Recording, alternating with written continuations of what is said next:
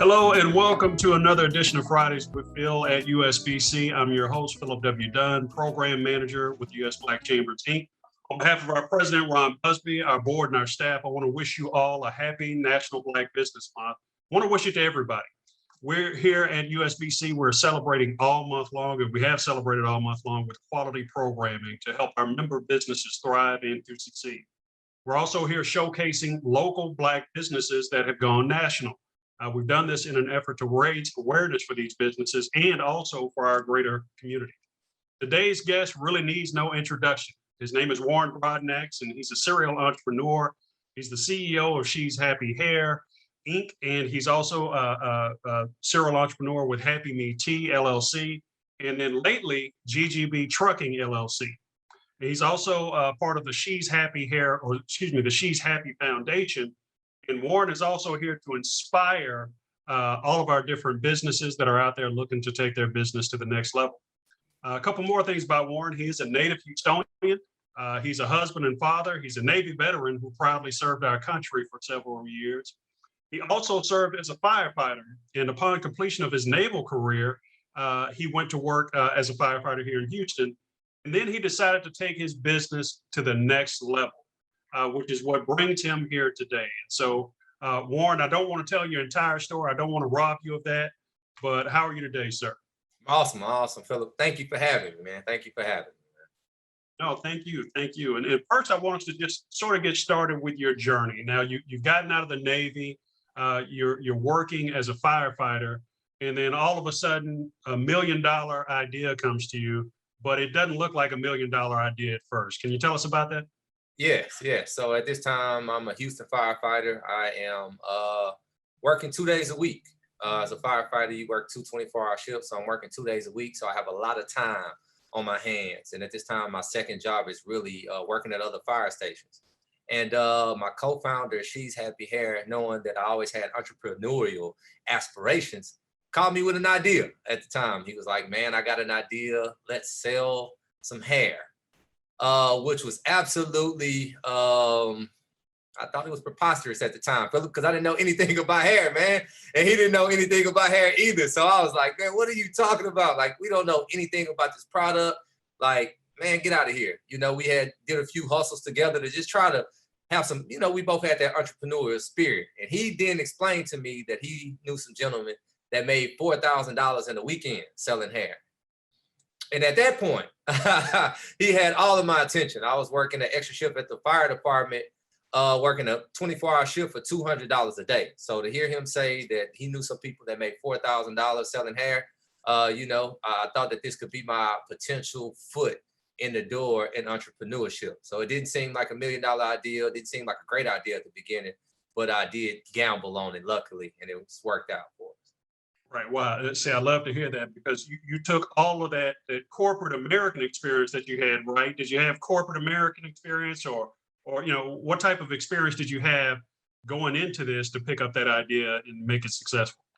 I knew off the beginning the base knowledge I had, right? So entrepreneurship, you always got to start with what you got and kind of build off of that.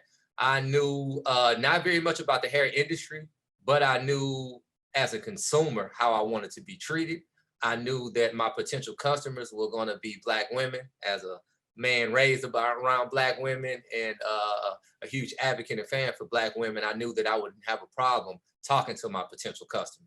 So just understanding those gaps and understanding, like, well, as a consumer, if I can find a way to get a great product quality to these women, I'm going to treat them better than because I understood how in this industry, how I don't want to say the Asians treat our women, honestly. Right. So I understood, like, if I can understand what they would like, get them a nice quality, I would give them the customer service that they would like.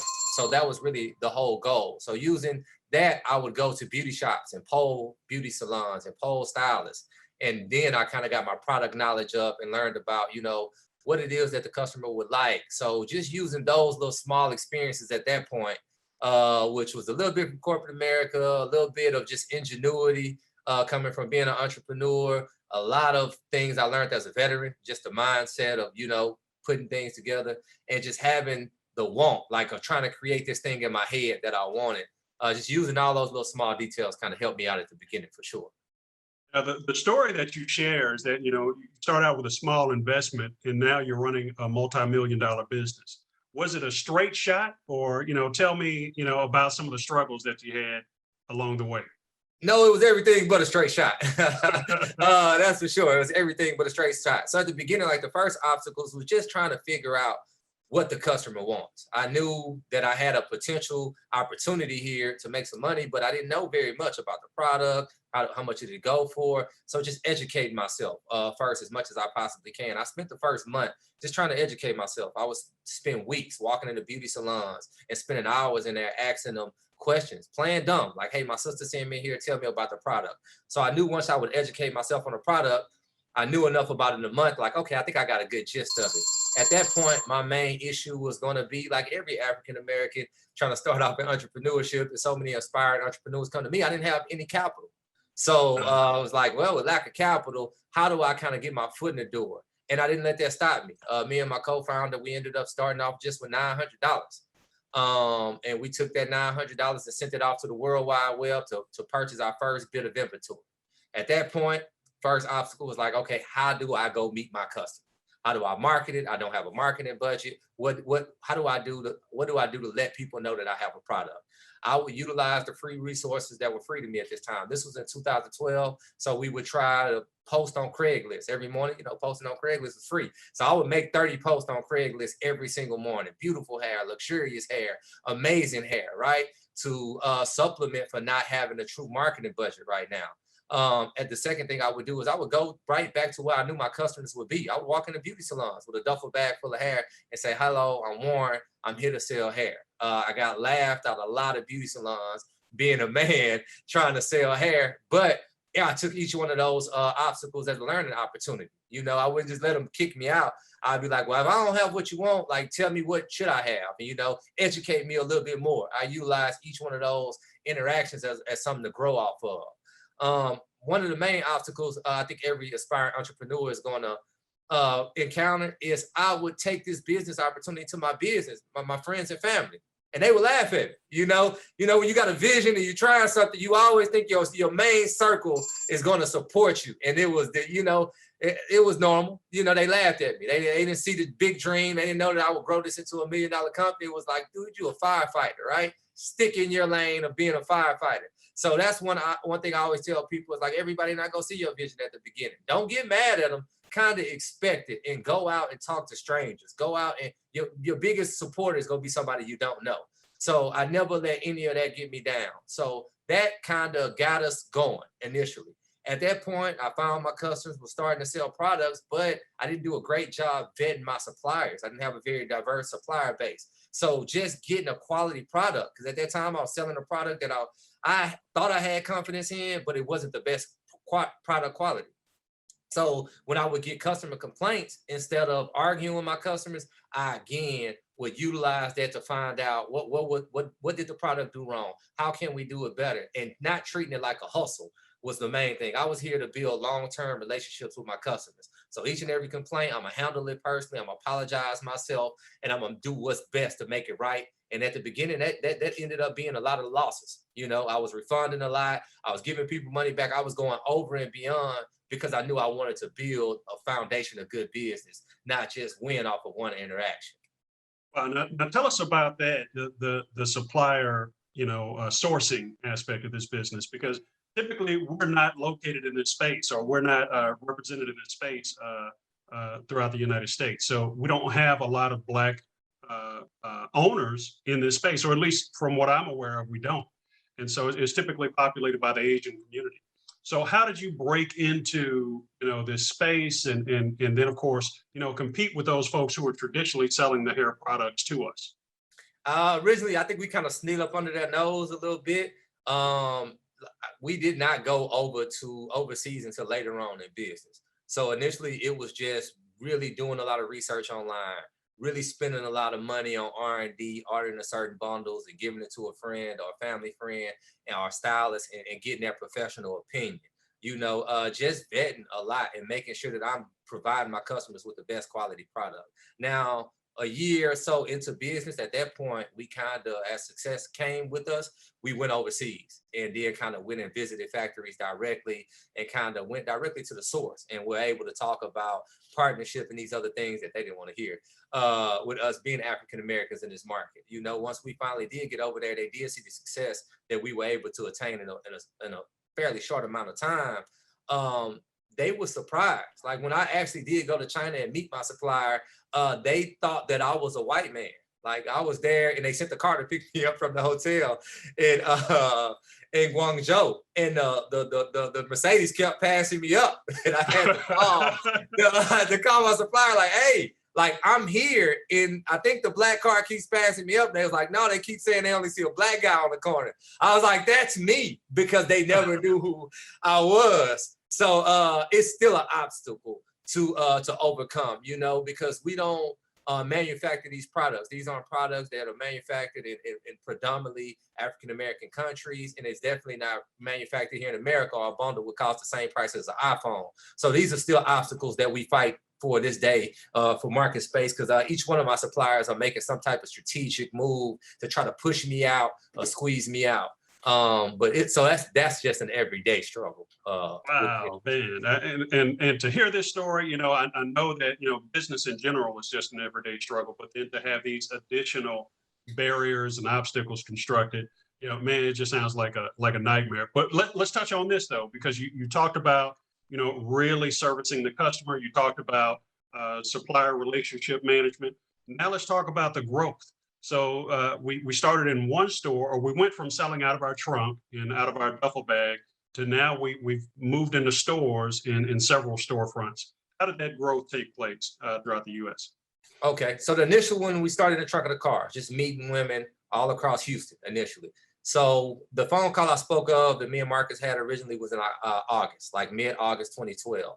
Around November-ish, late October, early November, it got very chaotic. You know, Houston's huge, getting phone calls at 1 in the morning, 2 in the morning. I need a bundle. Get over here, right? I didn't have the best car. So I was like, okay, we got to put a little business mind to this, because we're kind of running ourselves ragged, and put some structure in it. So our first location, it wasn't the best location. It was in a business center. It was on the 5th floor. It was a 400 square feet, probably about the same size of my office. And we only spent $400 a month on it. So we kind of afforded what we could and was going to make the best of this opportunity.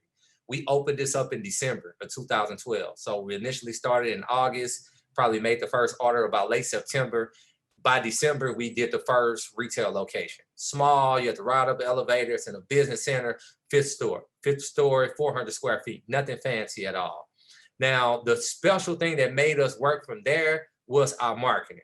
So probably 3 months into this, it was like, okay, me understanding as a Black entrepreneur, like we want our people to support us, but that's just not the reality.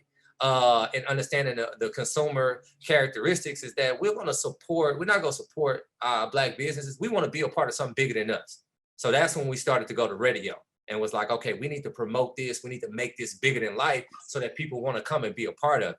So at this time, I wasn't getting paid from the business. Marcus wasn't getting paid from the business. All of the money was going in a $400 rent or to build our inventory up, because we had to continue building off of that $900 investment. Well, we decided to take $1,800 a month and invest it in the radio advertising. At that point, customers started coming out of the woodworks because they felt like it was bigger than life. Once they heard a jingle on the radio and hear it repeatedly, it's like, okay, I want to come check this place out. So we like pretty fast went from like one of the lower tier companies in Houston to like the top tier company. So with that business model, I was like, okay, if I can do this in Houston with all of this competition, if I take this business model into a market where there is no competition or this business model doesn't exist, then obviously it would have to be a slam dunk if I had the same demographic of customers. So after our Houston location that we opened up in December, the second location that we opened up was actually in Detroit, Michigan, with a military buddy of mine. I know in the military, he had always told me, man, there's a lot of Black people in Detroit.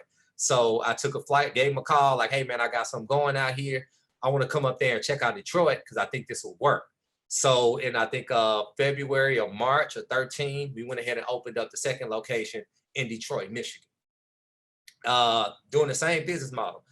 right there on the radio, being on same marketing model, starting off at the beginning of Craigslist, starting to beat our feet, but really with that radio advertising. And we completely like revolutionized this industry and brought this whole business model to Detroit. They still mimic our business model from us bringing it there. It went from Detroit to our second location here in Houston to on the north side. That came in like September 13. So by like December of 13, we again opened up our first actual storefront here in Houston. So we went from a 400 square foot building to a 2,000 square foot storefront off 610 in the Beltway in an actual strip center. So the growth started to come. Then we opened up in Dallas about December of 13. So within from August of 2012 to December of 2013, we went from out of the trunk of the cars to having 4 locations in 3 different markets. So that just shows people just how fast you can grow if you just stick to your business model and then, you know, start to put this in different places where your demographic is. All right, now let me stop you there. I'm gonna ask you just one quick question. So you didn't come out of a major corporate 50 or 500 organization and do this. This is just Marcus and Warren getting together, putting our brains together and running this business and putting our brain power together and growing this business. This is not, you know, we don't have to go to Harvard to do this, right? This is something that we can do, right? Right. And so that's the thing that I want to get across is that, you know, if we work hard, if we, you know, apply our minds to this, we can actually start these businesses in these competitive spaces and grow them to what they are, to what yours is today, and make it successful. I want to take another turn because we talked about, you know, the customers, we talked about the suppliers, and we talked about growth.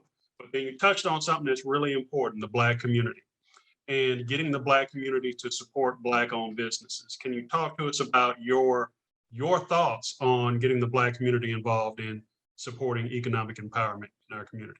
Yes. So the first thing is like, I think a lot of aspiring entrepreneurs, at least a lot of that I encounter, they usually want to start up a business and try to solicit to non-African Americans, right? Which they don't understand outside of our community. People are very selective where they spend their dollars. I think we're probably the most reckless people who spend our dollars with everybody. They're very selective with who they spend their dollars with.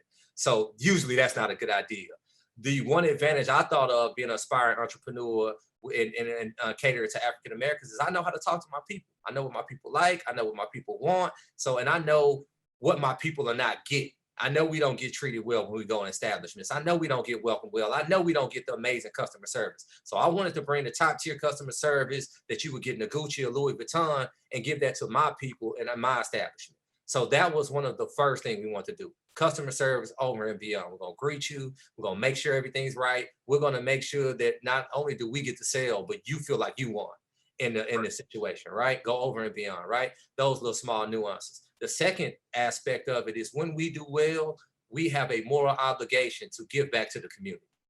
So we started in 2012, like I told you, in August with that first phone call. By the time we were in September of 2013, we were already giving backpacks to kids out of our locations at that time because we felt that we were obligated. These single mothers came and supported us and spent their last at times with us. So at that point, I think in the African-American business, you are absolutely obligated to give back to the community that supports you. And that is something that I display.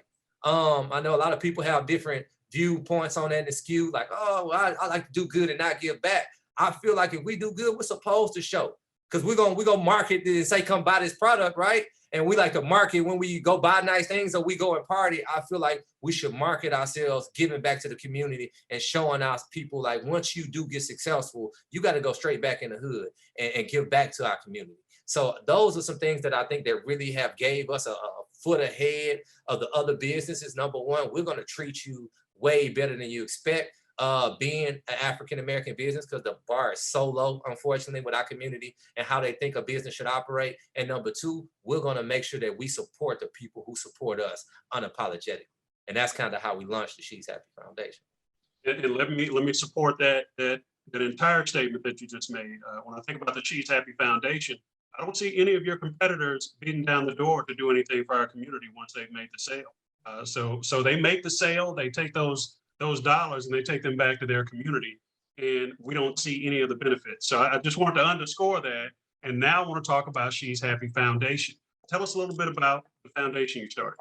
So we, like from year one, have been giving back to She's Happy Hair. Like I said, the first phone call happened in August 2012. In September and August of 2013, we were already giving hundreds of backpacks back.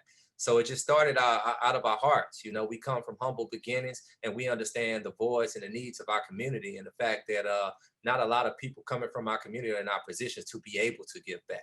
So it all started from there. So from 2013 all the way to 2018, every single event, we do about 7 events annually, whether it's a backpack giveaway that we do at all 7 of our locations, where we give over 1,000 backpacks at each location.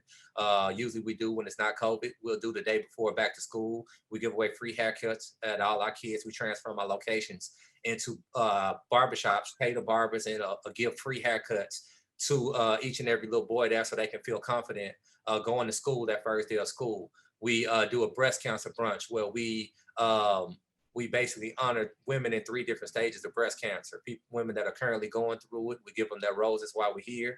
We support and celebrate the survivors of breast cancer. And we also commemorate and celebrate the lives of people who have passed on from breast cancer. We give around Christmas time, the Saturday before Christmas, we have a chocolate Santa, a black Santa at each and every one of our locations. And it's kind of came off with a Santa in the mall. You can bring your Santa and come bring your kids to our locations. We have a beautiful setup with a Christmas tree. Not only can you take photos with the chocolate Santa, but we provide toys and raffle off bikes to the community. So this is something we've been doing for 7 years there. We have 3 years of doing our Easter event, where we do it at the biggest park here in Houston that Saturday before Easter. It was meant for single mothers to bring their kids. We have over 60,000 Easter eggs, where we do an Easter egg hunt, where we provide free food, big jumpies, face paint for the community, somewhere for the community to bring their kids for those who are unfortunate. The Houston Food Bank, we've partnered with them. We also we have 3 years of actually adopting families here. So around Thanksgiving, we adopt 3 different families, and we're very particular at picking families where they have small children who do not have beds. And we provide them with beds and desks, so that these babies can sleep at beds at night like our kids do, and also have desks and computers so that they can do their homework and be able to succeed. So all of these things we've done since 2013. And 2018, finally got my business acumen up enough to actually launch the 501(c). Until this time, we had wrote every single check ourselves. But now we are partnering up with a lot of our community partners, and I've been able to utilize my influence based off of the work that we've been doing prior to get a lot of community help. Moving forward, what we will be doing with the foundation is we're working on purchasing some houses in Detroit, Michigan, and remodeling those houses and allowing single mothers to stay there for a year while training them up on entrepreneurship. And we're working on entrepreneurship programs for African-American youth, so that we can just, reciprocate and reproduce what we already got going on right now in the community. Wow, Warren, this is so very powerful, inspiring, and uplifting to hear all of this work that you all are doing, because I know that it's not easy. I know it's time consuming. I know it consumes a lot of resources. But when you take a look at your career, in your co-founder's career, it's a career of service, community service. And so I almost expect nothing less, right? Because it's who you are, and it comes out in what you do. We do have time for one final question, and it sort of speaks to your associations with the chamber. When I think about the Greater Houston Black Chamber of Commerce, you've been a part of the Pinnacle Award-winning, career. Tell us a little bit about why it's important for our businesses to belong to chambers such as the Greater Houston Black Chamber of Commerce, and ultimately the United States Black Chambers of Commerce. Number one, you got to be around a tribe, right? When you are a business owner or a business professional, you want to be around like-minded individuals. And that's the first thing that the chamber is going to provide, is that tribe for you. The USBC has been great. So as the GHBC here in Houston, they do an absolutely amazing job of providing that tribe.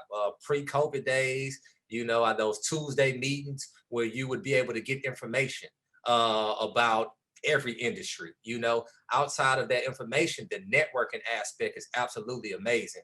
I have found so many more businesses for me to do business with that I did not know existed that was African American businesses. In return, I've done businesses with so many businesses from the US Black Chamber, the GHBC, especially Happy Me Tea, so many different vendors. She's Happy Hair, we utilize so many different vendors from that. So that network of like-minded individuals, that support circle, and having each and every person clapping for you and having people to call when things are not going rough. You want to talk to somebody else that kind of understands what's going on, and that chamber has been that outlet for us for sure.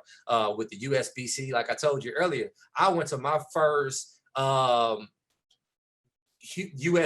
caucus, my first Black caucus, Black Caucus, Direction of Black Caucus, because of my affiliation with the USBC. So that exposure to other business owners and the other Black business opportunities is immense. So that's why I really encourage each and every business professional to be a part of some type of chamber in your ethnicity for sure.